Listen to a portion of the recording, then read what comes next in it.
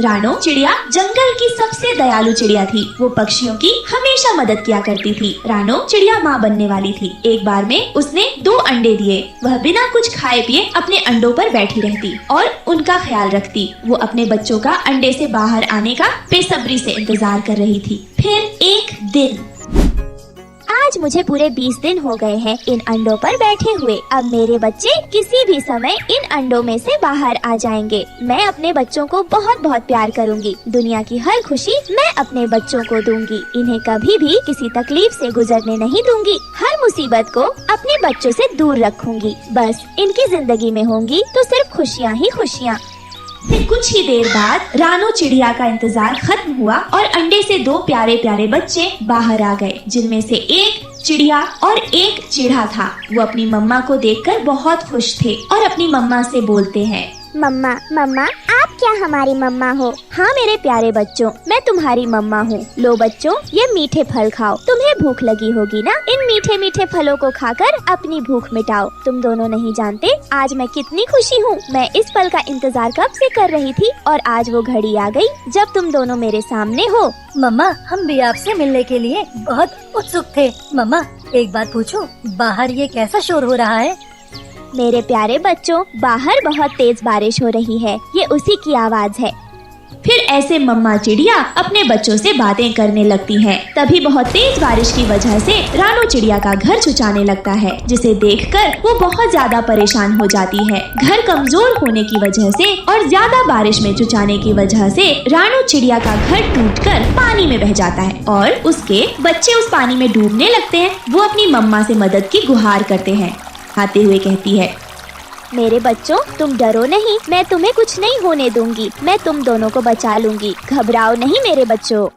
रानो चिड़िया के बच्चे तेजी से पानी में बहे जा रहे थे। हे भगवान, मेरी मदद कर। मेरे बच्चों को मुझसे दूर मत कर। उनकी हिफाजत करना। उन्हें इस परेशानी से बचा लो। रानो चिड़िया अपने बच्चों के पीछे पीछे तेजी से बहे जा रही थी। फिर बड़ी मुश्किलों के बाद उसने किसी तरह अपने बच्चों को उस पानी में बहने से बचा लिया। उसके दोनों बच्चे बहुत ज्यादा डर गए थे। गुड़िया चिड़िया कांपते हुए अपनी मम्मा से कहती है, मम्मा बहुत ज्यादा ठंड लग रही है। अब हम कहाँ जाएंगे? मम्मा वो देखें, वहाँ एक घर है। चलो हम वहीं चलते हैं। नहीं बच्चों, वो घर कालू कौवे का है। वो बहुत ही खड़ूस और कंजूस पक्षी है। वो अपने घर किसी को नहीं आने देते, इसलिए तुम उस घर के बारे में भूल जाओ। मैं कुछ और सोचती हूँ। मम्मा, एक बार चलो तो, क्या पता कालू अंकल हमें घर के अंदर आने दे। एक बार कोशिश करके देखते हैं। फिर अपने बच्चों की बात मानकर रानो चिड़िया कालू का दरवाजा खटखटाती है। कालू भैया, अरे ओहो कालू भैया, दरवाजा खोले। गुस्से में कालू कौवा दरवाजा खोलता है। अरे चिड़िया, तुम मेरा दरवाजा क्यों खटखटा रही हो? तुम्हें पता तो है यह मेरा घर है, फिर तुमने हमें परेशान क्यों किया? कालू भैया, हमारा घर बारिश की वजह से टूटकर बह गया है। मैंने अपने बच्चों को किसी तरह बारिश के पानी से बहने से बचाया है। कालू भैया, मैं आपसे विनती करती हूँ, बारिश रुकने तक आप अपने घर के अंदर मुझे और मेरे बच्चों को आने दें। आपकी बड़ी मेहरबानी होगी। तभी रानो चिड़िया के बच्चे भोले से मुंह से कालू कौवा से कहने लगते हैं, प्लीज कालू अंकल, प्लीज हमें घर के अंदर आने दे। बारिश रुकते ही हम सब यहाँ से चले जाएंगे अंकल। उन बच्चों के मुंह से अंकल सुनकर कालू कौवा का दिल पिघल गया। रानो चिड़िया, तुम जानती हो तुम्हारे बच्चे बहुत प्यारे हैं। इन्होंने मेरा दिल जीत लिया। आज तक मुझे किसी ने अंकल कहकर नहीं बुलाया, पर आज तुम्हारे बच्चों ने मुझे इतने प्यार से अंकल बोला, मैं इन्हें मना भी नहीं कर सकता। ऐसा करो रानो चिड़िया, तुम अपने बच्चों को लेकर जल्दी से घर के अंदर आ जाओ।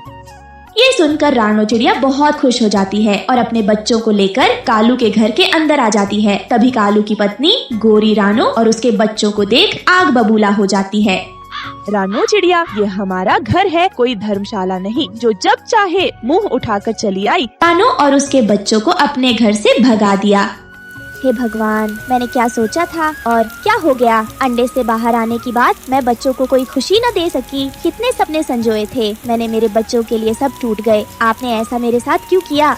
कहाँ जाऊँ, मुझे कुछ समझ नहीं आ रहा। हाँ, याद आया, नदी किनारे एक जामुन के पेड़ है। मैं उस पेड़ से जामुन तोड़ कर लाती हूँ अपने बच्चों के लिए, पर उससे पहले मैं अपने बच्चों को छिपा देती हूँ।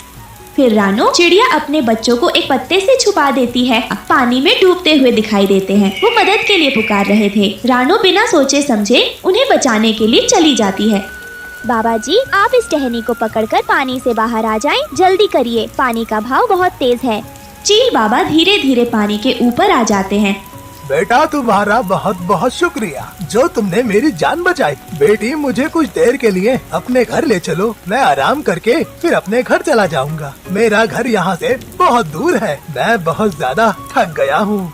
तभी रानो चिड़िया उदास मन से कहती है, क्षमा करें बाबा जी, मेरा अपना कोई घर नहीं है। बारिश की वजह से मेरा घर टूटकर पानी में बह गया और मैं अपने बच्चों के साथ बेघर हो गई हूँ। बेटी तुमने अपनी जान पर खेलकर मेरी जान बचाई है, इसलिए मैं तुम्हें कुछ देना चाहता हूँ। ये लो बेटा। ये क्या है बाबा जी?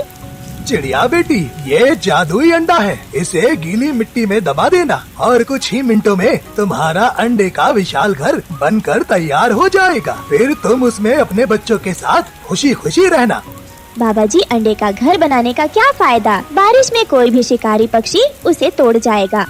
नहीं बेटी, इस जादुई अंडे से बना घर लोहे से भी मजबूत होगा। इस जादुई अंडे घर पर किसी भी हमले का असर नहीं होगा। तुम मुझ पर भरोसा रखो और जैसा मैंने कहा है ऐसा ही करो। बाबा जी, आपका बहुत बहुत धन्यवाद। आपने मेरी बहुत बड़ी परेशानी दूर कर दी।